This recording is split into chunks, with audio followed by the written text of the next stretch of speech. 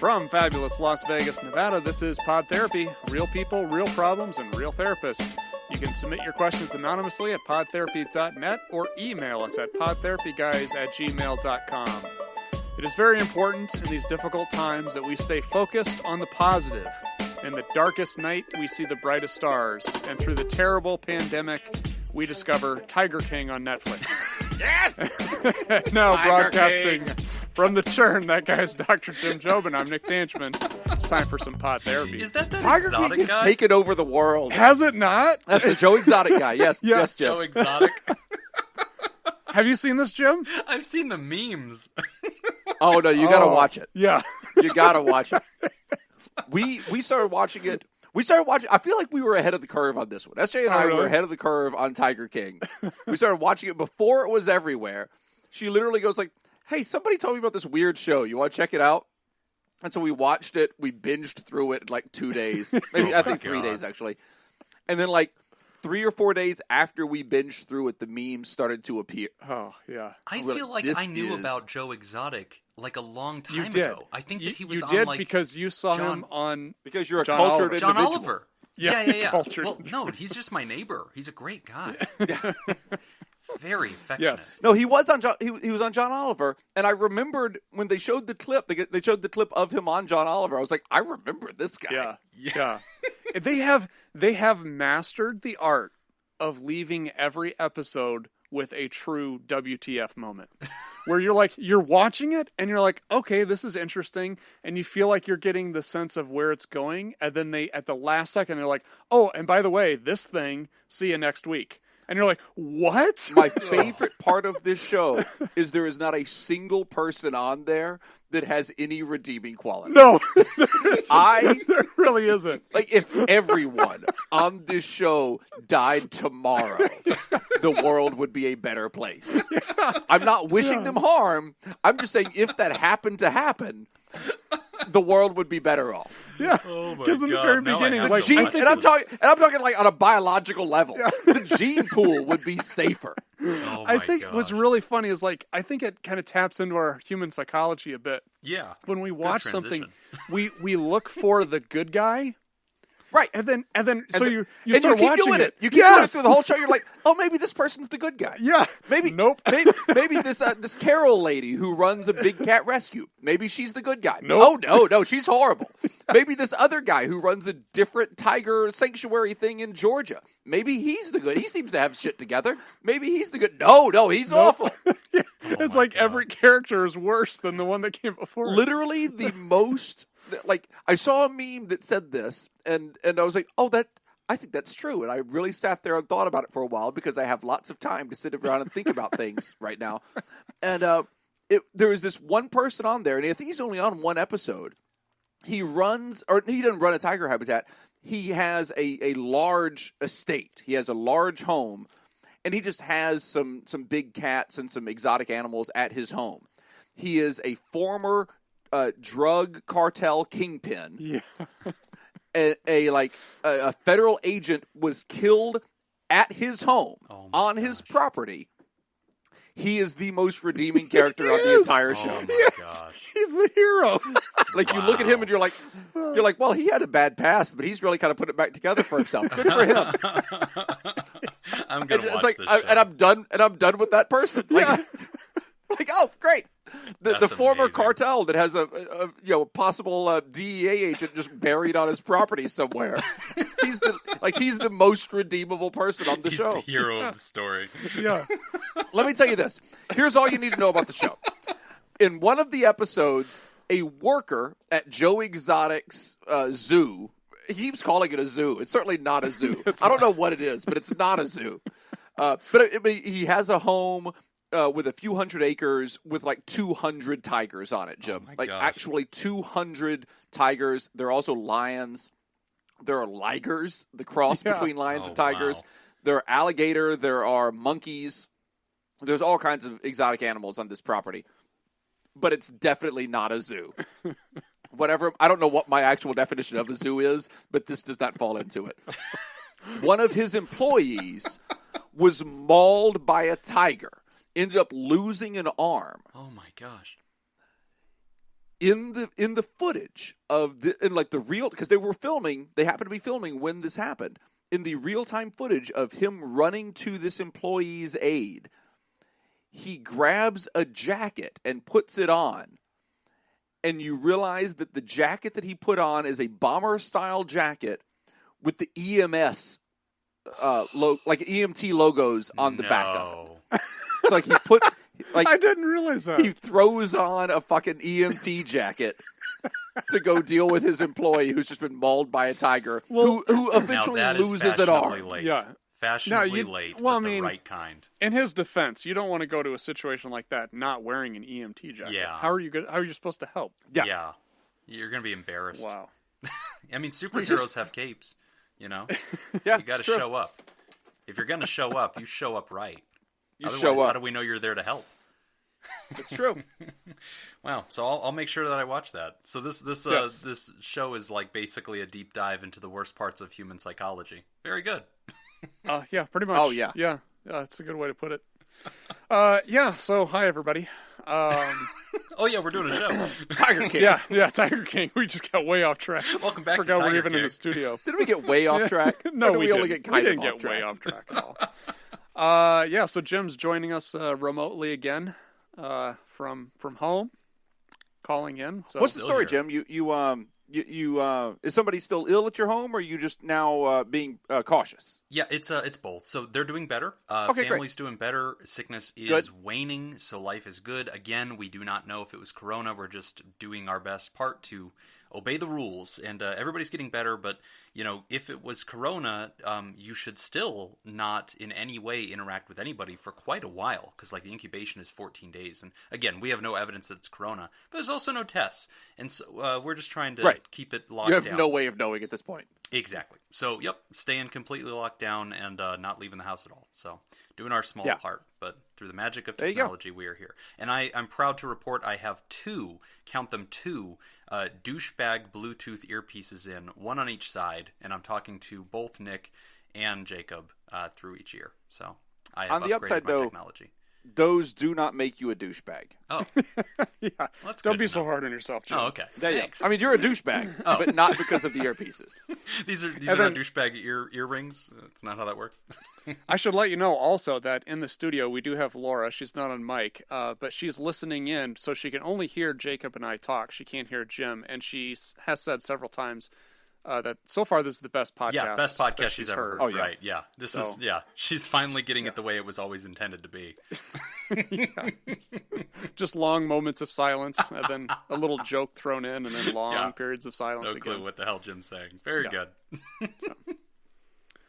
So moving on. We do have we actually had somebody write into the show with a really good question that we thought let's just make that our A block. So, Jim, do you remember the Stanford Prison Experiment? Oh my God. It was featured in every psychology book I think I've ever read in any grad school class. Yes, absolutely. So you want to read the question? Yep. So the question says, "Hello, Pod Therapy. I have a two-part question. The first question is, what do you think about the Stanford Prison Experiment?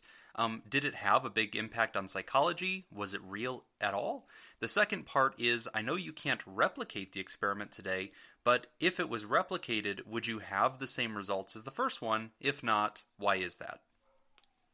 Yeah, great question. So, To my knowledge, every time it has been replicated on a small scale, the results were basically the same. well, this is kind of interesting. So, the Stanford Prison Experiment, for just to catch everybody up. So this was Google this, people. It's really interesting. Really interesting. So this was back in 1971. It was done at Stanford University by Dr. Philip Zimbardo.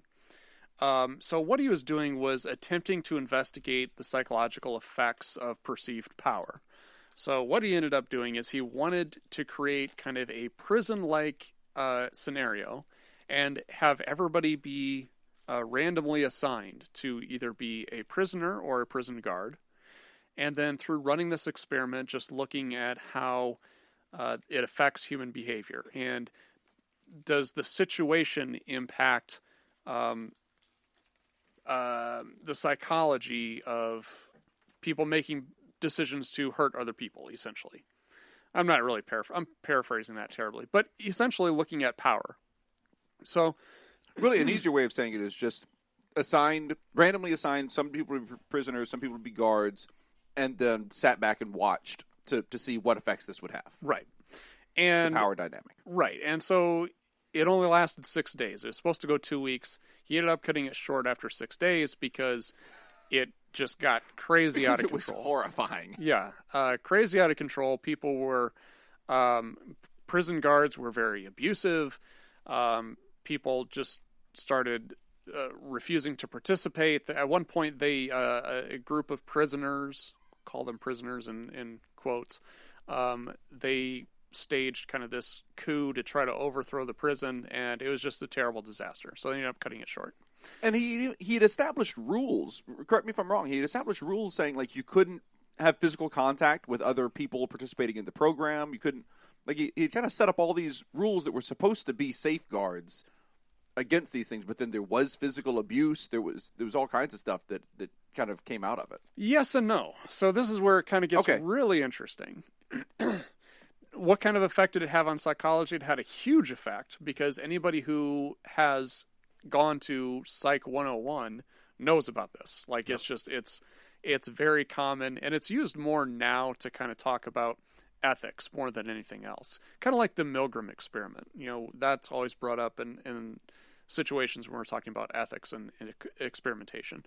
But and I'll let Jim kind of touch on this a little bit as well, but there was some confounding variables, some problems with this study that kind of bring into question the validity of the results. Yeah, and that's something that has really changed over time. And in the last couple of years, there's been a lot more data that's come out because some of the archives from the original experiment were rediscovered and sort of explored. And so when Stanford did this experiment, they had tape recordings of like teaching the volunteers what to do and all this stuff. And the way it was presented is sort of this like blank slate thing. Look, we just took these random people, we sorted them into 2 categories, and then, oh my gosh, look at the madness that ensued. Like one of the prisoners, quote unquote, apparently had a mental breakdown, and like there's tape recordings of this person screaming and saying that they feel burning inside of their body and that they need to get out because they feel burning. And so like this was taken so seriously, and for decades has been like repeated as like orthodoxy, like, oh my gosh, this teaches us so much. And they use it to like explain things like why were the Nazis so bad, and why were the prison guards at Abu Ghraib so bad after 9/11, and like why do people behave in these inhuman ways that are indecent that they wouldn't normally do. And this experiment was sort of like the bookmark for, oh look, humans will devolve into this treacherous, monstrous thing whenever they are given power.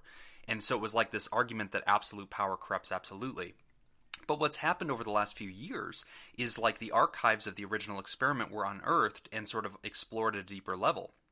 And it totally blew the lid off of the entire experiment. Like, the prison guards were actually being coached by, like, improv class actors and by, like, prison wardens, and being told they need to be meaner, that they need to be aggressive. And the prison guards were not told that they are part of the experiment. They were told, like, you're helping us do the experiment by being more aggressive and by being mean. And that's supposed to, like, cause an effect on the prisoners, and that's who we're really studying. And, like, there's just a lot of levels to, like, misinformation, and, like, that's the thing. If, like, the whole bizarre twist was, look, the prison guards became really mean, then we sure as hell better not find tape recordings of somebody telling the prison guards how to be abusive and encouraging them to do so. That would destroy the entire study. Which is exactly what's happened. And then there were more tapes that came out and more information from the prisoners themselves. Like the person that flipped out and said that they could feel burning in their body has now come out and said, that never happened. He said, basically, I was a grad school student. I was doing this to make a little bit of extra money. It was a 2-week-long commitment. I needed to study for the GRE exam, and so I wanted out of it. And so I faked a mental breakdown so that I could get out of it. It was all bull. Like, I just wanted to get out of this because I had other things to do. And, like, again, not wade into any of this. So even the most interesting result, which was the guy who allegedly went crazy, even he says, yeah, that didn't really happen. I just wanted to get out of the experiment. And that's what most of the prisoners felt. One of the things that, when questioned about this, that, the Dr. Zimbardo would talk about is trying to make the situation as real as possible, in the sense that they were doing this in like the basement of a psychology lab building, right? So it wasn't a prison, and these people weren't trained prison guards. Yeah. So it kind of became like, well, we have to teach them how to be a prison guard. So we have to coach them on, what this is like, and we have to make the experience as real as possible. Because if you don't make it real, then that throws off your results anyway, right? Because you can just say, well, that's not an accurate representation of what it would really be like to be in prison. Right. But then you go too far the other way, where now you're coaching and you're saying you're not being mean enough. Well, that's going to taint your results as well in the opposite direction.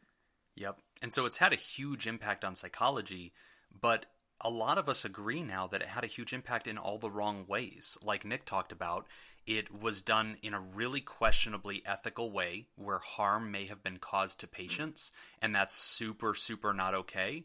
And another thing is, it's really bad science. Like, independent validation wasn't there. There were way too many variables. There were lots of aspects of the way the study was structured that were intentionally hidden from the results, so that when it was published and when the world could see it, we weren't being told how much of this was coached and how much of this was going on, or even exit interviewing the people who, quote unquote, went crazy. And it's interesting because the student who, screamed and said I was burning and all that crap, during an interview that came in a follow-up, as they went back and reviewed all the information of the study, he said, yeah, I was literally not even that convincing. Like, a real clinician probably could have been able to tell pretty quickly that I wasn't actually suffering. Like, they didn't even interview me with any kind of screening tool to figure out if I was okay. I was just trying to make as much noise as possible to be discharged from the study and not lose the money that I was promised, so that I could go back to, studying for my exam.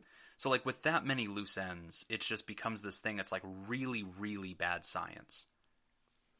Yeah, even Zimbardo has kind of walked it back a little bit as far as it being an experiment. And when he talks about it, he really kind of talks about it more as being a demonstration, less of an experiment.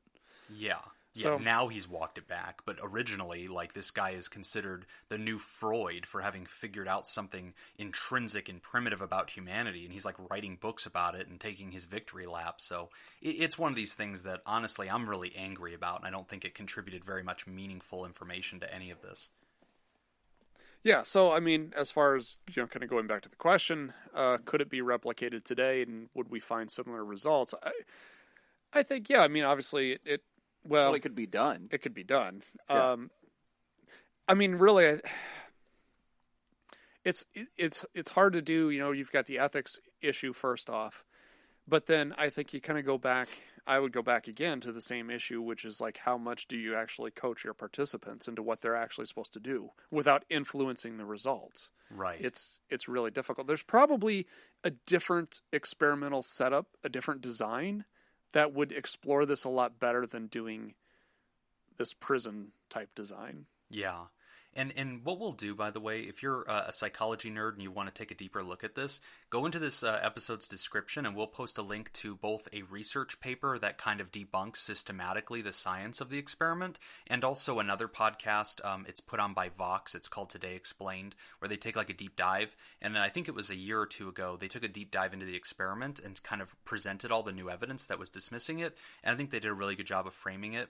But one thing that this experiment was designed to do was sort of ask that question of, if humans can devolve into this like monstrous kind of, worst version of themselves, that is possible. And there's better psychology that shows you when that happens. And the best evidence we have for when that happens is when people adopt a group identity.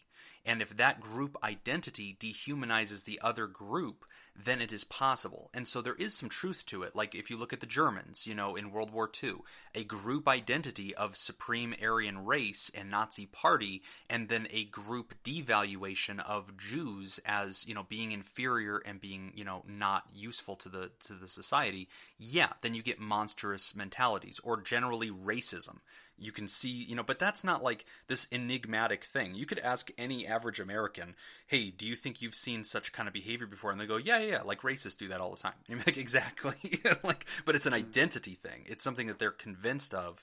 Just running an experiment where you give some people uniforms and tell them they're in charge for 2 weeks, that doesn't devolve humanity into monsters. Right. Yeah, I think there would be better ways of running the experiment, but it is interesting to kind of ask that question. What are the factors that really drive this behavior in human beings? Yeah. I could definitely see the what you were talking about as far as the tribalism. Now, here's my question about studies. More of a general question, I guess. So, because you mentioned, if you were going to recreate this, or I guess do it the right way in the first place, the ethics of that, of dealing with the people. What are kind of the ethical lines that you have to worry about in doing a study like this? I guess one of my questions is, does informed consent kind of make everything okay? Oh, okay. So if I understand I have a passing familiarity with the original Stanford prison study.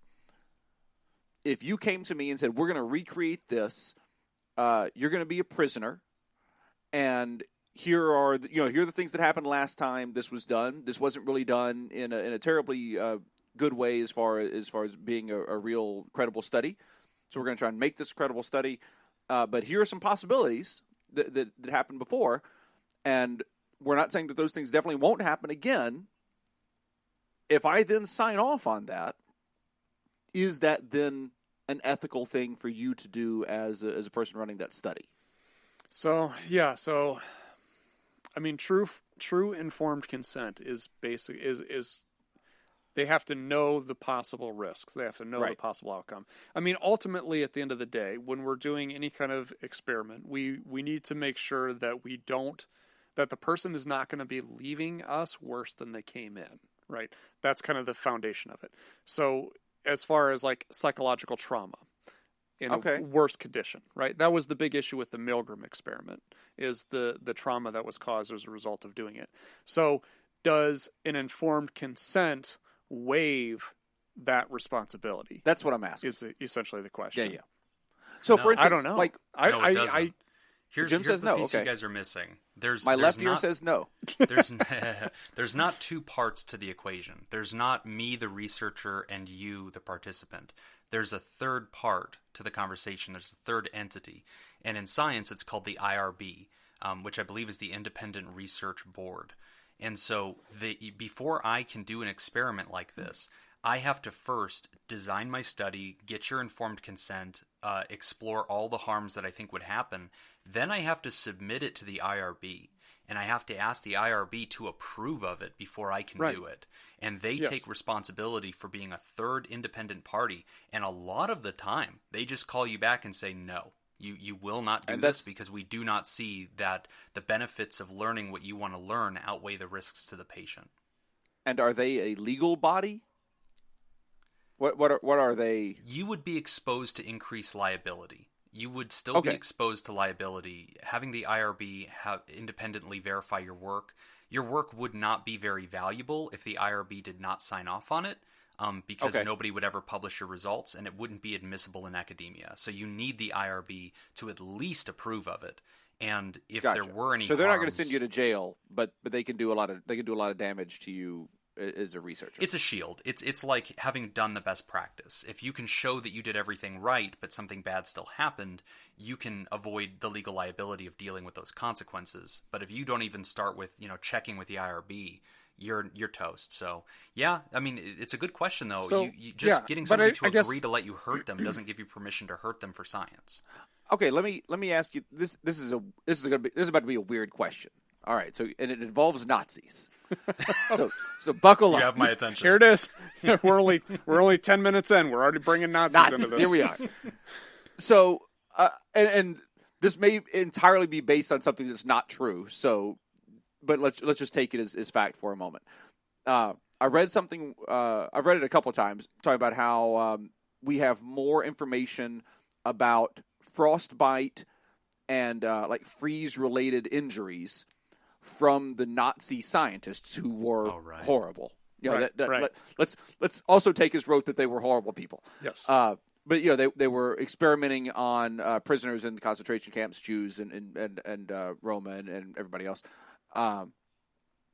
and they were, putting them in buckets of cold water and then putting them outside and doing things like that and just seeing how that worked. So then, that's horrible.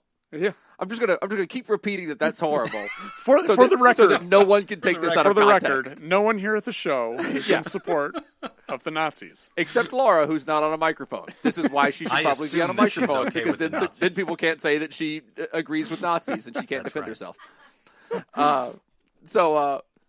But now let's get hypothetical. Let's say that the people that were being experimented on were told, you're going to get frostbite, you're probably going to lose limbs, and had truly informed consent. There's a lot of good that has come out of us having that knowledge, which was gained in a horrible way. Yes, again. Just one more Those time. people are terrible. But there's a lot. Because one of the things that you just mentioned, Jim, about this governing board, IRB, I think you said. Yep. Yeah. The IRB, part of their criteria is we don't see the value of having this knowledge. We don't see what you're getting out of this. There's definite value to having that knowledge. There's demonstrable value from having that knowledge. What about then? Yeah. Is that enough informed consent there? Okay, great. There is a good answer to that. And first, I just want to go Did on I record phrase that question in a way that it's... Just one more time. Yeah, You're not Nazis a are Nazi, bad. right? Nazis are bad. I got okay. it. But, again, I don't want to encourage Jacob toward Nazi science. I just want to make sure we keep that door locked. Not again. Not again. Not doing that again. But, I would say yes, because look at it right now. Right now, there is a COVID-19 vaccine that's being tested in Washington, right? And they're sticking that needle and this medicine they're hoping works, and then they're going to take these humans and expose them to a very lethal flu and see what happens. Those people are knowingly making that choice to participate in that study for the greater good, realizing it may cost them their lives. And so, yes, there are situations that you can just go ahead and consent to doing this. The FDA in that case, because we're testing something that's food or drug, is going to make a ruling in that case to decide if it's okay to do. But there are still ethical standards that go into place, one of them being the full explanation to the patient or to the participant. So yeah, you still can do things that are actually harmful or potentially harmful or even likely harmful to the person. Okay. But there's just those safeguards of a lot of scrutiny and a lot of information. But yeah, I mean, science can still do things that are risky. It's making sure that the consent is truly informed, and there's also just somebody looking at it going, this is information that is useful. This is information that is helpful. This doesn't apply to your sex dungeon at home, though, Jacob. Like, just because you have people sign that fine print paper, I don't think that covers this. Wrong again, Jobin. We need to know that research. We need those results. Can we get Leon on this? I think we need the pod therapy lawyer. I think we need to contact him and find out how exposed we are right now. I think we've endorsed a lot of things that I'm pretty sure the Leon, Geneva if you come into the sex prevent. dungeon for research purposes or otherwise, you're in the sex dungeon. Just know that. Here. Your own free will, on your own regard. even if it's for investigation. There's a sign over the door that says "sex dungeon." Yes, that was informed consent when you walked in. That's right. Abandon all hope, all ye who enter here. I don't know if you saw the sign when you walked in, but okay. Can you read? All right then. So do you want to informed consent? Do you want to speculate as to what kind of results we would get if we were to replicate this study again without the coaching of the individuals? Oh yeah, I will. I'll tell you right now. It will not look anything like the original result, and that's because so many pieces. Like the humans do not instantly lose empathy during an experiment, right? They do not lose touch with the greater reality during a 2-week, summer camp experience where suddenly they're going to do war crimes and be inhuman. So I don't think you get any of that. I think you do get like people testing the boundaries of the role they're supposed to be acting. And that's why I think it's so hard to do any kind of a study and trust the results and say, oh, this is how humans behave once they're given a touch of power. Like, you can't distill that into a vacuum environment because they're all young college students. They maybe know each other. they're going to interact. Sometimes they want to be, the guy who leads the prison revolt or revolt or whatever. So I just don't think the results would ever be reliable. I also don't think they would look anything like the original experiment, because humans generally know they exist inside of a world of accountability, which, by the way, is also why, while there is human rights abuses in prisons, it's also why they are not rampant to the point where it's like obvious 100% of the time, because there's still some level of human accountability. So I have a question before I answer. Oh, Jesus. Here we go. And my question is about the Nazis, which Laura likes. And now sex dungeons. And because she's not on a mic, she can't dispute that. Oh. Those mics aren't on, Laura. She's- Those mics aren't on. Nix is on. No, I do not support Nazis. Laura loves the Nazis. No, I do not. No, I do not. I am Nick's mic. I do not. So She seems awfully defensive. she does. That's what somebody who supports the Nazis would say. That sounds like something they would say. So my question is this. So as part of the study, I guess, what does the study entail? Because if it's just a bunch of people sitting around, if it's, 30 people sitting in a room, 20 of them are prisoners, 10 of them are guards, and the rule is you can't leave the room, then I think I agree with Jim.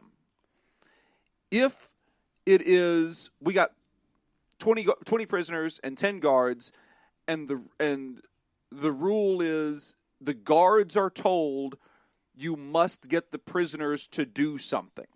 So say there's something unpleasant that you have to walk through, not lethal or anything like that. Say a car wash. You ever walked through a car wash? It's unpleasant. Okay. While it's running, one of those Right. drive-through car washes, you got to walk through it. So you're getting hit with the brushes. You're getting sprayed with soapy water. It's cold. It's unpleasant. Now, you 10 people, you 10 guards, not only do you have to walk them through that, but you have to give them the information that, hey, you 20 people have to walk through here. Yeah. Yeah. I Then, think if you're running an my experiment... answer changes a lot. Yeah. If you're running an think- experiment where you have to torture people... Well, I'm not even saying torture. I'm saying, that's an unpleasant experience, but it's You not described torture. walking someone through a car wash is not going to leave a lasting Honestly, though- impression. Like if I'm in the right mindset, I'll just run through a car wash. You almost described waterboarding. Honestly, though, no. Even if he didn't, hold on. I would agree with Jacob's argument, and I would say even if it's not something like that, Let's just say even run if up it's a just- hill. Yeah, even if it's just all of you have to work together to complete this puzzle. I mean, we had to I think it just depends. There's so many different There's a variables. task, then that changes. Because then there's going to be a group of people that are going to take it seriously, and then there's a group of people that are going to joke around the whole time and not take it seriously. Right. I think it really depends on a lot of different variables. Right. Like, Jim, did you ever have to do in any of your schooling at your not at all a school? Did you ever have to do a group project where you were just the group leader? Right. Yeah, no, I think your point is valid that, Like yes, that dynamic changes a lot. yes. And And I then think that it does. obviously you waterboarded people at Liberty University. Yes, well, that's Because how that's an accepted freshman practice year. at Liberty University. That was We- their mascot. We call it baptism. The first fighting off. waterboarders. It's baptism, and it's a holy sacrament.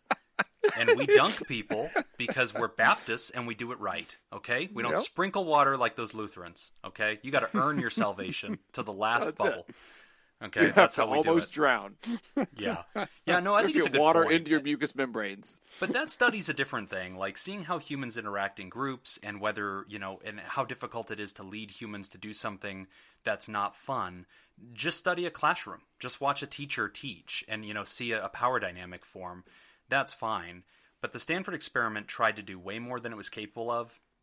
Way too many variables that were unaccounted for, really bad science, and I think it's impossible to show you what it would look like today. I have been through a prison before, and I gotta tell you, just walking down a hallway with a bunch of inmates in orange jumpsuits standing on the other side of that hallway is intimidating, because you realize they had to do something to get into that building, and the culture of surviving in that building is challenging, and so they are capable of being violent if they need to be, and they already have a disregard for rules and consequences, or they wouldn't be in that building. If you try to run that same experiment, you know that every one of the quote-unquote prisoners is a college student like you. They respect Right. the rule of law. There is a basic thing that holds together the experiment that you can't get rid of. So it's a variable you can never eliminate.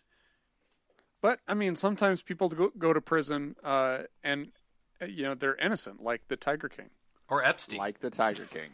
Or sometimes people should go to prison and they don't. Like Carol for feeding her husband to a tiger. Yeah. Oh, God.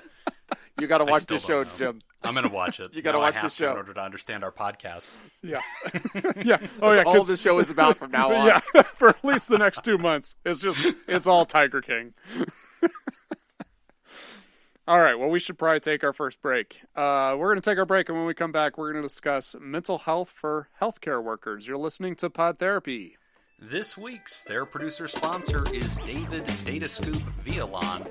Today's first trivia question is, what was the first video game system released to be used in conjunction with a television? If you'd like to join David Datascoop Villalon and make the show possible, you can go to patreon.com/therapy and sign up. Again, that's patreon.com/therapy. We're back. You're listening to Pod Therapy. Our next question is about mental health for healthcare providers. Really good question here. Hey guys, manic depressive since age 12 on 40 milligrams of Prozac daily. I'm a healthcare worker working doubles, and that means double shifts, averaging 64 hours a week. Holy cow. Trying to keep 63 patients entertained while on lockdown. My own social isolation related to anxiety prior to this self-quarantine has left me with a minuscule support system. Requesting ideas to stay positive and get off the couch on the days I'm not working. Talking to myself, my worst enemy, is not working very well. Love you both, Anonymous. Yeah, this is a good question. And first off, thank you for everything that you're doing right now. Yeah. We definitely appreciate that. Encouraging you to hang in there. You know, one of the things we didn't talk about yet, either on the Patreon or this part of the show, is the support group. Nick and I hosted a support group via Zoom, and we did that this last week, and we put it up on Patreon, and we encouraged people to find it. And we had a great showing. We had 18 people that joined our share group, and it was great. It lasted an hour and a half, and people all over the world, people in Canada, people all across the United States, very much experiencing the coronavirus quarantine differently. Some people's economics being affected, some people having family members that are dealing with health problems because of this, some people completely unaffected and feeling very strange about that. You know, almost a sense of survivor's guilt that they're not suffering while other people are. And it was a really diverse group. We had about 18 people that were a part of it. And in that group were some healthcare providers as well.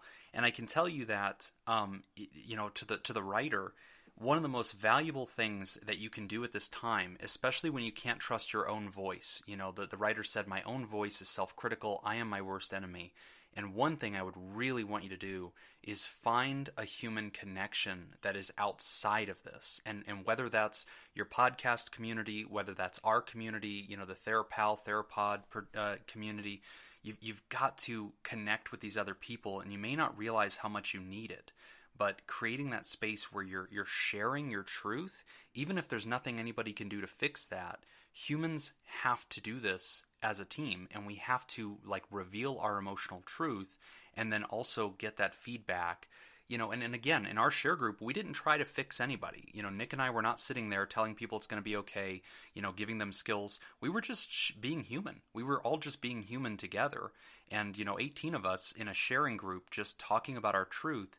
And so that would be one piece of advice, Nick, that I think right away, I'd want to bring to that person is look for something like that or join ours, because, that I think is a really helpful way to get out of your own head, explore your truth in an honest place that's probably very healthy.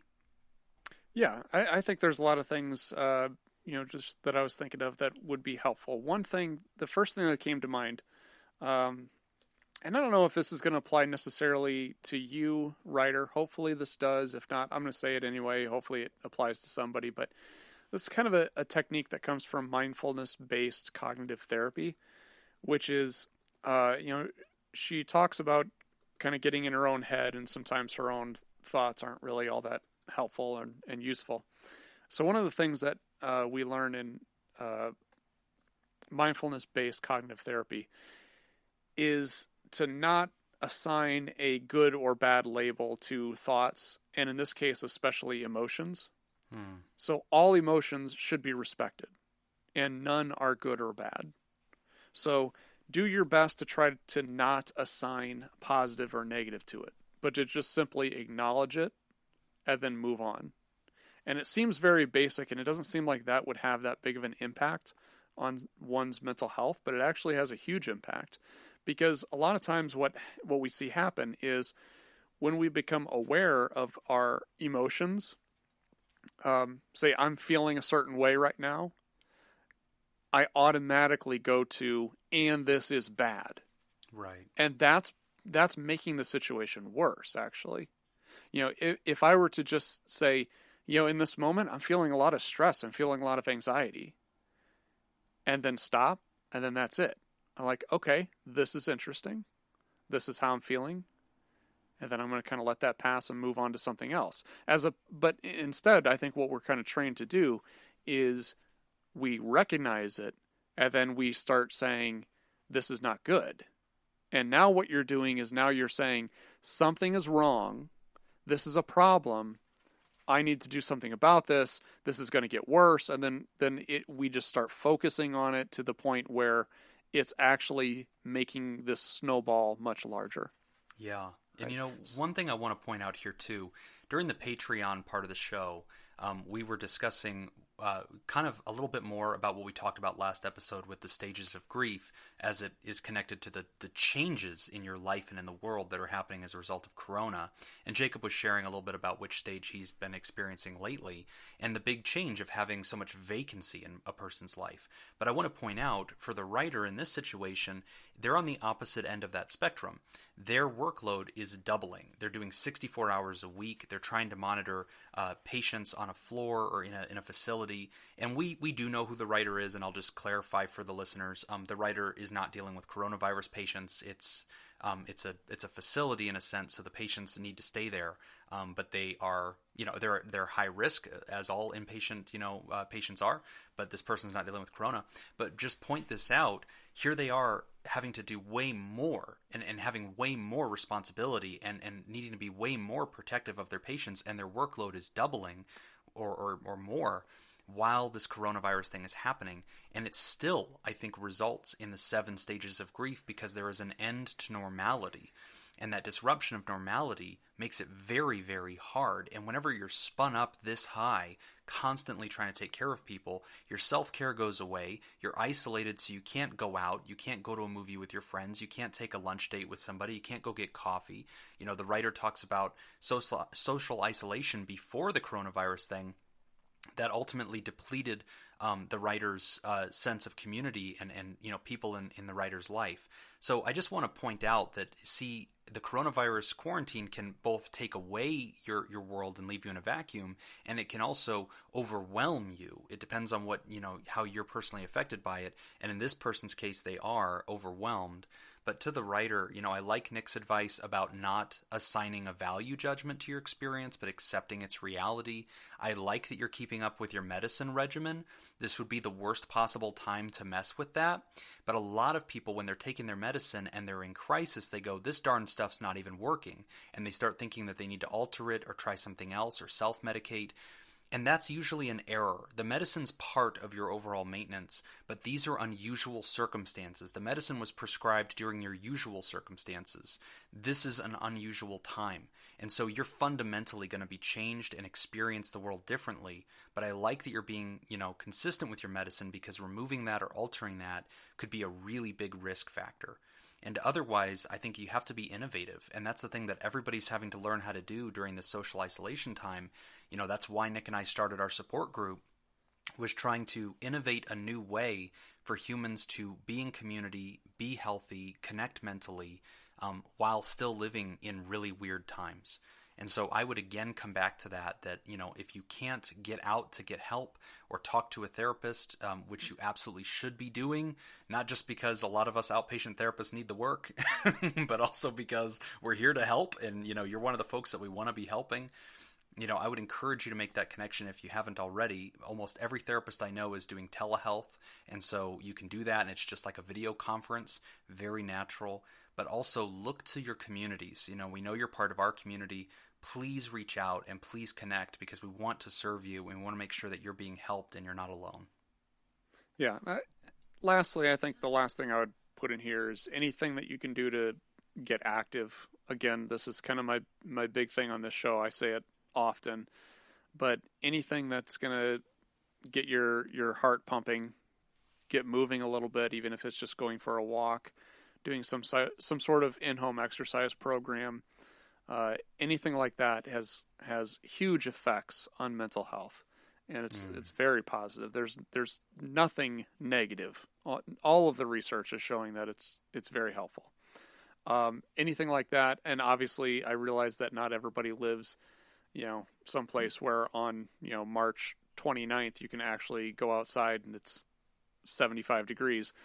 I realize there's people, where it's pretty cold, but even if just going outside, just going for a quick walk, especially for those of us that are quarantined and working from home, sometimes we forget, like this week, there's I think 2 days went by where, I finally had that realization, oh man, I have not stepped foot outside in 48 hours or longer, and just being able to go out and go for a walk around the block is helpful. Yeah, and today my was last the first thought time on I've gotten that- in my car and gone somewhere in 3 days. Really? Yeah. Yeah. Isn't that weird? And you'll forget to do it. I haven't driven my car in probably, I think, 14, 15 days. I don't even know if the battery's still good. But I that's think it's because just been that sitting Laura out there. Nazi bumper sticker is on there. Yeah, there's that too, But last thought to the writer, one thing I want everybody to be careful of during this era, and, Jacob made a joke of it in the Patreon part, but he was telling some truth too, is a lot of us don't realize that drinking and smoking weed or any of that kind of stuff, it used to just be kind of recreational, and I think because it was part of a busy life schedule and because we were out and walking and in sunlight and taking on tasks and responsibilities and getting regular sleep and, the world was normal, whatever amount we were partaking of, that was probably fine. But I just want to highlight this because I think a lot of people have told me this recently. Even your old amount of drinking during this new era could quickly become too much because your body and your mind have no way to metabolize your energy and get back to normal. And to the writer, especially because you're so stressed right now and you're under so much, it can be very tempting to try whenever you're home alone to just, pour those glasses of wine and just kind of disconnect. And I'm not against that as a principle, but I just want to highlight that during this era, that can become really problematic really fast. And just because I know that the writer has talked about that in the past, I wanted to highlight that because, again, we do know who the writer is, but I want to make sure that they hear me say that as well. Very good. Any other bits of advice? Laura's a Nazi. Facts. Killing me. All right, well, we're going to go ahead and take a quick break. And when we come back, we're going to discuss coping mechanisms for ADHD. You're listening to Pod Therapy. This week's other THERAPRODUCER sponsor is Judy Schneider. Today's second trivia question is, what is the highest level a player can reach in Pac-Man? Okay, I wonder if you mean like number level. I would guess 99. If you'd like to join Judy Schneider and make the show possible, you can go to www.patreon.com/therapy and sign up. Again, that's patreon.com/therapy. We're back. You're listening to Pod Therapy. Our next question is about coping mechanisms for ADHD. That's a good one. Dear Nick and Jim, as a highly introverted person with ADHD, I've responded to the current situation quite differently than most. Social distancing hardly bothers me, although I really miss concert band, and working remotely suits me just fine. What really bothers me is the lack of novelty, exploring the city, finding new and interesting things to try, settling down to work at a favorite coffee shop. Those things invigorate and excite me. Without that freedom, my brain goes into hummingbird mode, where I flit from task to task without being able to focus much, if at all, on any one thing. I'm searching for medication management options, but that will probably take longer than usual given the circumstances. In the meantime, what can I do to get on task and stay productive when my brain seems hell-bent on fighting me? Thanks for reading and keep up the great work. Sincerely, Scooptimus Prime. Okay, Scoop and Miss Prime. I have the answer to this. Do you have Netflix? If not, If not. step one, get Netflix. Yeah. Step two, do a search for Tiger King. Don't even have to search it. You don't even have to. Front page. It's just there. It's the first thing that shows up. Netflix will force you to watch it. Oh my god. If you have Netflix, you've already watched it. Probably against your will. But seriously, this is a good question because I until we got this question, I had not thought about this. I think about, obviously how coronavirus is affecting the average person. Not necessarily thinking about like how it would affect somebody specifically with ADHD differently than how it would affect anybody else. Because I've got terrible cabin fever. Like there's nothing, and it is that same thing where it's like, there's nothing new in my environment. There's nothing different. It's the same thing. And I'm just stuck there for a while. Now, I don't think it's affected me quite as bad as maybe it's affected other people because I was already working from home. But when I was, back working from home before this whole thing happened, I still had time to get out of the house and go do things. I was going to the gym on a regular basis. I was, getting out doing various different things, so there was some novelty, but yeah, to be in that situation where you don't have anything and it's just constantly the same thing repeating over again, that would be incredibly frustrating. Yeah. And to the writer, something that I've read in the past that I've seen be true is in people that are like, let's say, prisoners or people that are serving on a submarine, and so for months at a time, their setting can't really change and they feel quite confined and they're just kind of like on this little bed, on a shelf somewhere is basically how it feels. This is where literature becomes such an important, I think, tool for everybody. Even if you're not a big reader, getting an Audible account or going to the App Store in whatever platform you use and downloading Libby, Libby, and I just did this. Typing. Oh, really? Yeah. And typing in your library card, you can download free audiobooks and free ebooks. And I'm a big fan of using that, even against, Netflix, and it's fun to get out of your reality like that. But literature has the ability to absorb your mind and take you, to outer space or onto a pirate ship or whatever. And you need that human disconnection from your current space and where you're trapped. And it gives your brain that little bit of novelty and change and enigma and wonder. And I realize it's not going to be the same as getting outside and seeing new people and experiencing your favorite places or experiencing the novelty of travel. But beginning that process, whether that's fiction or nonfiction, another thing you can do is if you go onto YouTube, there's travel virtual reality channels. And you can order a very cheap, I think they even sell cardboard ones, which is like a virtual reality mask for your phone that you can put your phone in. And you can put on this mask and you can just, through regular YouTube app, go virtual and explore like Spain and Italy, pre-coronavirus.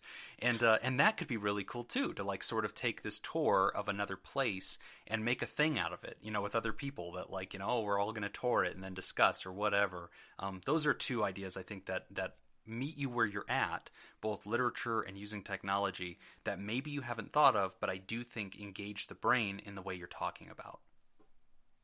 That's interesting. I hadn't thought about the this. Libby thing, at least here, and I would think other places too, because I didn't already have a library card, and you can get a library card through the library's webpage, and then put the number in on that through Libby, and then you have access to all of their digital content. Yep, everything's free. And you might have to be on a waiting list for some items, but I think the libraries even relaxed that too during the Corona thing. So really good ideas. It said when I first signed up, because I did this like 2 weeks ago, I signed up for it, and at first it was like, oh, you have to go to the library within the next few weeks and activate this account. And I had it instantly, but then it was like, oh, you have to go up there, and they're like, never mind. Oh, they just waived it. Yeah, never mind. Nice. You don't worry about coming by. Come by whenever you come by, but don't hurry. Yeah. Nice. Yeah, I don't know. I was thinking about this today. Like, just little things that I can do to kind of create some kind of nuance in my house. Even if it's something like rearranging the furniture or doing something different.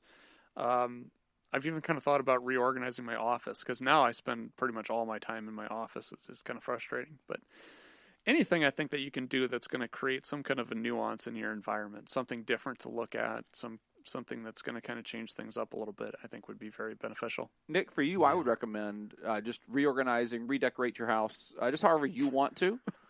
And just don't worry about how anybody else thinks about that house. Yeah, be free. Yeah, just do your thing. Spray paint the walls. Yeah. Do whatever you want to do. I rent. I don't know if I... Fine. That's fine, too.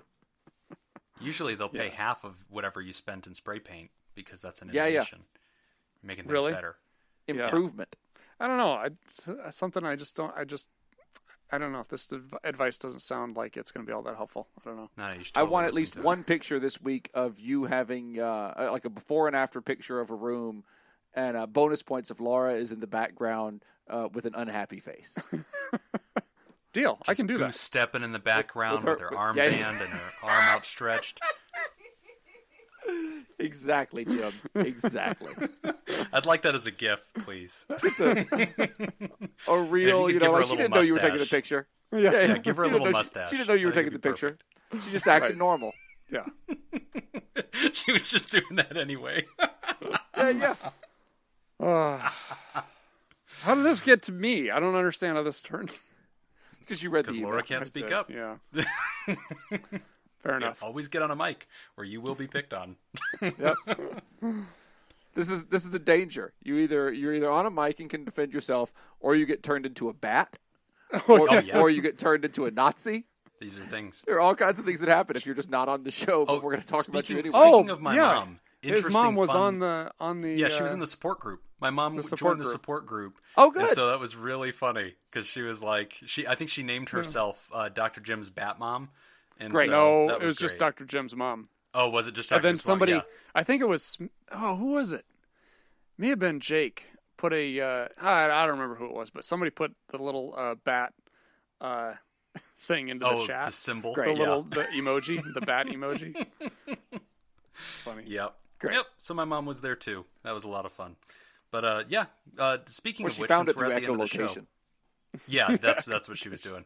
Also, bats apparently caused this whole coronavirus thing, as far as I've been told, so. Oh, that's right. Yeah, so I personally apologize for the effect my family has had. But since we're at the end of the show, for apologies, Patreons, reviews, and all that fun stuff, I definitely do want to put out another shout out to, if you are a Patreon of the show, that is where we've been posting the support group stuff. We do put it out there into our social media as well. We have kept it inside of the Patreon, but again, our Patreon is like $1. And it's not a cash grab, it's just because that's where our community sort of exists. And if you did want to be a part of the support group, but you're not a supporter, you're not a Patreon, that is not a big deal. Just email us or tag us on social media and just let us know that when the next one's coming up that you'd like to be made aware of it. We do not care. It's not about money. It's about just supporting our community. And so if that's you and you want to be a part of the next support group, the next share group, we're probably going to do it either every week or every other week. Please reach out. Please reach out and let us know, because we would love to invite you. All are welcome. We can host up to 100 people, and we could, put it into breakout rooms if necessary. We had 18 at our first one, and so you're all welcome. Jacob, that goes to you too, buddy. If you want to join the next support group, you're welcome to join us. What's it on? What platform is it on? Zoom. It's on Zoom. Oh, great. Yeah, hit me up. Yeah, right on. There you go. Yeah, hit me up next time you guys are doing it. We will. And other announcements, we did get a letter for somebody that wanted to talk about Alcoholics Anonymous resources, and I'll just read that really quick for everybody.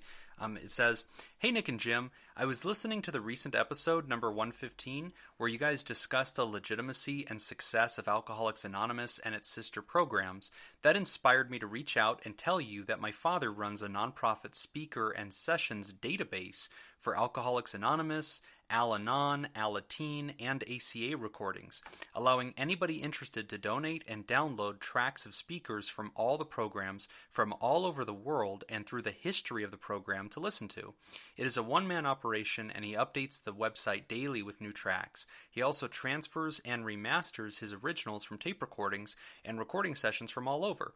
As his technical consultant, I can attest the progress he's made on his website and his recording quality have taught him recording and remastering over the years. Right now he's doing a special on it since the world is in quarantine, that all the tracks are donation free for the next month to support everyone who can't attend meetings. I hope, and he hopes, we hope as well, that his website can be a resource for not only your listeners, but for listeners all around the world during these trying times and into the future as well. Thanks, and Salt Pork Maxwell A. Schnurr. I don't think that we got a link for that, but Max, if you kick us a link, we would love to post that into our social media. That sounds like a great resource, and we'd love to spread that around. So thanks for letting us know about it. Yeah, that's awesome. That's great. That's a great service your dad's doing, too. That's a really neat thing. Okay, and no apologies this week? No, I have nothing to apologize for. I haven't offended anybody. I'm on Twitter yelling at things, but mostly the media. I've been getting in fights with like local editors and journalists because they're all idiots. But you get in good. more Twitter beefs than anyone I've ever heard of. He can't help himself. Guys, I need more to do. Short of the President of the United States, you get in more beef on Twitter than anyone I've ever heard of. I apologize, though. He doesn't, okay? Fine. Do you, though? I think I do. And they're all very sincere. They're deeply, sincerely held beliefs. Sure. All right, when we have some new THERAPALs this week, we've got 4 of them, actually, so that's awesome. They go by NANA. I liked that one. Joseph Lamb, welcome to the party. Jeff Wood Jones and Corny Scoop. Thank you. I like that. Jeff Wood, I want to pronounce that Geoff Wood. I think that's how you pronounce that. I believe so. It's kind of like the GIF versus GIF thing. I think, geez, you got to say the Yeah, GIF. it is, except it isn't. Okay. It's definitely Jeff. Well, there's also new THERAPODs. We want to welcome Hylian Scoop. About damn time, Hylian Scoop. We've been friends on Twitter now for a while. Glad to see you're part of the THERAPOD community. And Angie Ellis, welcome to the THERAPARTY, guys. Thank you for joining our crew. And we especially want to thank our bosses, the Elite Eight, mysterious and shrouded Illuminati members of our fan club, the THERAPRODUCERS. Thank you, Smitty Scoop, Jake Schneider, Chairman of the Board, Robert Brownie Jr., Ment, Kayla Lansbury, David Data Scoop Violon, Judy Schneider, Nathan's Hot Dog Scoop, Dr. Ben Don, and ex-officio board members, Ellie O'Dare and Crazy Manana Scoop. You know, it was funny because during our support group, like half of the THERAPRODUCERs were there. Yeah, so it was very scary. Yep, we met quorum. They had quorum. Yeah, they had quorum, so we had to wrap that thing up really fast. They said if they wanted, they were going to take a vote to mute my mic. So luckily that didn't happen. Vote passed. Almost did. Thank God I shut down that meeting. If you'd like to hear this episode uncut and unedited and enjoy our side projects like our new Zoom support group, you can go to patreon.com/therapy and sincerely thank you guys for supporting mental health. Cue Jim. Oh, that's all the time that we've got for this week's session. We want to thank our landlords, the Ice Cream Social Podcast, and thanks to those of you who contributed to our show today. We really appreciate it. Remember, pod therapy isn't something you should keep all to yourself. Share this episode with somebody who needs it by opening this episode's description in your podcast app and copying and pasting the link provided into your social media. Don't forget, you can find us at facebook.com/podtherapy, on Twitter @PodTherapyGuys, and at patreon.com/therapy. If you want to submit a question to the show, ask anonymously at podtherapy.net or email us at podtherapyguys@gmail.com. I'm the Tiger King. Oh, damn it. That's the one I was going to say. Too bad. And that's Jim Jobin. Thanks, and we'll see you for your appointment next week. That was going to be mine. Oh, too bad. I'm excited for Laura to eventually listen to this episode and hear all the things I said about her. Yeah, I'm not. No, they didn't have headphones. They didn't have headphones or iPads or anything like that in the 40s. No, I'm not.